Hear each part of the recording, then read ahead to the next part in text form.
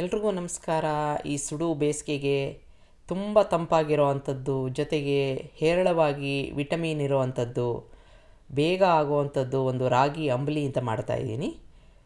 ತುಂಬ ಈಸಿಯಾದ ಒಂದು ವಿಧಾನ, ಎಲ್ಲರೂ ಕುಡಿಯೋದು ಒಳ್ಳೆಯದು. ಒಂದು ಪಾತ್ರೆಗೆ ಸುಮಾರು 3 ಟೇಬಲ್ ಸ್ಪೂನಷ್ಟು ರಾಗಿ ಹಿಟ್ಟನ್ನು ಹಾಕ್ಕೋತಾ ಇದ್ದೀನಿ. ಇದು ನಾರ್ಮಲ್ ರಾಗಿ ಹಿಟ್ಟು, ಅಂಗಡಿಯಿಂದ ತಂದಿರೋ ಅಂಥದ್ದು. ಇದಕ್ಕೆ ಸುಮಾರಾಗಿ 1 ಕಪ್ನಷ್ಟು ನೀರನ್ನು ಹಾಕ್ಕೊಂಡು, ತಣ್ಣಗಿರೋ ನೀರು, ಚೆನ್ನಾಗಿ ಮಿಕ್ಸ್ ಮಾಡ್ಕೊಂಬಿಡೋಣ ಗಂಟಿಲ್ದ ಹಾಗೆ.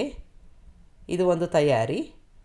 ನಿಮಗೆ ಎಷ್ಟು ಜನಕ್ಕೆ ಬೇಕೋ ಅಷ್ಟು ಸ್ಪೂನ್ನ ಹಾಕ್ಕೊಂಡು ನೀವು ಈ ರೀತಿಯಾಗಿ ಮಾಡ್ಕೋಬೋದು. ಈಗ ಕಲಿಸ್ಕೊಂಡಿದ್ದೀನಿ.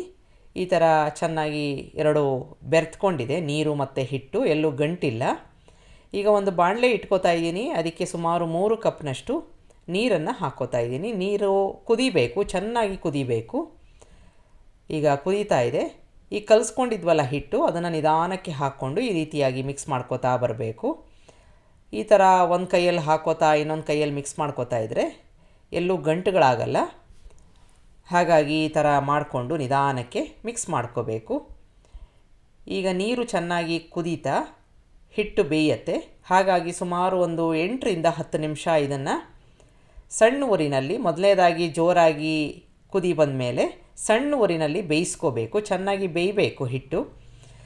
ಕ್ರಮೇಣ ಅದು ಸ್ವಲ್ಪ ಗಟ್ಟಿ ಆಗ್ತಾ ಬರುತ್ತೆ, ಗಂಟಾಗಲ್ಲ. ಯಾಕೆಂದರೆ ನಾವು ಸಾಕಷ್ಟು ನೀರನ್ನು ಹಾಕಿದ್ದೀವಿ, ಜೊತೆಗೆ ಮೊದಲನೇದಾಗಿ ಅದನ್ನು ಚೆನ್ನಾಗಿ ಮಿಕ್ಸ್ ಮಾಡ್ಕೊಂಡಿದ್ದೀವಿ. ಈಗ ನಿಧಾನಕ್ಕೆ ಗಟ್ಟಿಯಾಗತ್ತೆ, ಜೊತೆಗೆ ಕಲರ್ ಕೂಡ ಚೇಂಜ್ ಆಗುತ್ತೆ, ಒಂಥರ ಶೈನಿಂಗ್ ಬಂದಂಗೆ ಆಗುತ್ತೆ. ಆಗ ನಮ್ಮ ರಾಗಿ ಹಿಟ್ಟು ಚೆನ್ನಾಗಿ ಬೆಂದಿದೆ ಅಂತ. ಈಗ ಕಲರ್ ಚೇಂಜ್ ಆಗಿದೆ. ಇಷ್ಟ ಆದರೆ ಸಾಕು. ಸ್ವಲ್ಪ ಮಟ್ಟಿಗೆ ಗಟ್ಟಿ ಕೂಡ ಆಗಿದೆ, ಚೆನ್ನಾಗಿ ಬೆಂದಿದೆ ಅಂತ ಆದರೆ ಸ್ವಿಚ್ ಆಫ್ ಮಾಡ್ಕೊಂಬಿಡೋಣ, ಆರಕ್ಕೆ ಬಿಡೋಣ. ಇದನ್ನು ನೀವು ಬೇಕಾದರೆ ಇದೇ ಪಾತ್ರೆಯಲ್ಲಿ ಇಟ್ಕೋಬೋದು. ನಾನಿಲ್ಲಿ ಮಣ್ಣಿನ ಪಾತ್ರೆಗೆ ಅದನ್ನು ಹಾಕಿ ರಾತ್ರಿ ಇಡೀ ಬಿಡ್ತಾ ಇದ್ದೀನಿ ಫರ್ಮೆಂಟ್ ಆಗೋಕ್ಕೆ. ಆಗ ಕೆಲವೊಂದು ವಿಟಮಿನ್ಗಳು ಇದರಲ್ಲಿ ಡೆವಲಪ್ ಆಗುತ್ತೆ. ಒಂದು 6ರಿಂದ 7 ಗಂಟೆ ಕಾಲ ಈ ಥರ ಒಂದು ಬಟ್ಟೆ ಮುಚ್ಚಿ ಒಂದು ಸೈಡಲ್ಲಿ ಇಡೋಣ. ಈಗ ಒಂದು 7 ಗಂಟೆ ಆಗಿದೆ ಅಂತ ಆದರೆ ಇದನ್ನು ನಾವು ಉಪಯೋಗಿಸೋಕ್ಕೆ ಬರುತ್ತೆ. ಈಗ ಪೂರ್ತಿ ನಾನು ಇಟ್ಟಿದ್ದೀನಿ. ಈಗ ಫರ್ಮೆಂಟ್ ಆಗಿರೋ ಒಂದು ಹಿಟ್ಟು ಈ ರೀತಿಯಾಗಿ ಸ್ವಲ್ಪ ಗಟ್ಟಿಯಾಗಿರುತ್ತೆ. ಇದರಲ್ಲಿ ಹೇರಳವಾಗಿ ವಿಟಮಿನ್ B12 ಇರುತ್ತೆ ಅಂತ ರಿಸರ್ಚು ಮಾಡಿರೋರು ಹೇಳಿದ್ದಾರೆ. ಹಾಗಾಗಿ ತುಂಬ ಒಳ್ಳೆಯದು. ಯಾರಿಗೆ ಅದು ಕೊರತೆ ಇದೆ, ಮಿಕ್ಕೋರು ಕೂಡ ಇದನ್ನು ತಗೊಳ್ಳೋದು ಒಳ್ಳೆಯದು. ಈಗ ಎಷ್ಟು ಬೇಕೋ ಅಷ್ಟು ಪ್ರಮಾಣನ ಒಂದು ಪಾತ್ರೆಗೆ ಹಾಕ್ಕೋತಾ ಇದ್ದೀನಿ. ಈಗ ಇದನ್ನು ಒಂದು ಸಲ ಕಡ್ಗೋಲಿಂದ ಈ ಥರ ಮಿಕ್ಸ್ ಮಾಡ್ಕೊಂಬಿಟ್ಟು ಇದಕ್ಕೆ ನೀರು ಮಜ್ಜಿಗೆನ ಹಾಕ್ಕೋತಾ ಇದ್ದೀನಿ. ಅದನ್ನು ಸೇರಿಸ್ಕೊಂಡು ಚೆನ್ನಾಗಿ ಮಿಕ್ಸ್ ಮಾಡ್ಕೊಂಬಿಡೋಣ. ಎಷ್ಟು ತೆಳ್ಳಗೆ ಬೇಕೋ ನೀವು ಅಷ್ಟು ತೆಳ್ಳಗೆ ಮಾಡ್ಕೋಬೋದು. ಇಲ್ಲ ಬರೀ ರಾಗಿ ಅಂಬಲಿನೇ ಕುಡಿಬೋದು, ಇಲ್ಲ ಮಜ್ಜಿಗೆ ಹಾಕ್ಕೊಂಡು ಕುಡಿಬೋದು. ಇಲ್ಲ ಅಂತಂದರೆ ತೆಂಗಿನಕಾಯಿ ಹಾಲಿರುತ್ತಲ್ಲ, ಅದನ್ನು ಸಹ ಸೇರಿಸ್ಕೊಂಡು ಕುಡಿಬೋದು. ಒಂದು ಒಗ್ಗರಣೆ ಮಾಡ್ಕೋತಾ ಇದ್ದೀನಿ. ಎಣ್ಣೆ ಹಾಕ್ಕೊಂಡು ಸಾಸಿವೆ ಚೆನ್ನಾಗಿ ಚಟಪಟ ಅನ್ನಬೇಕು.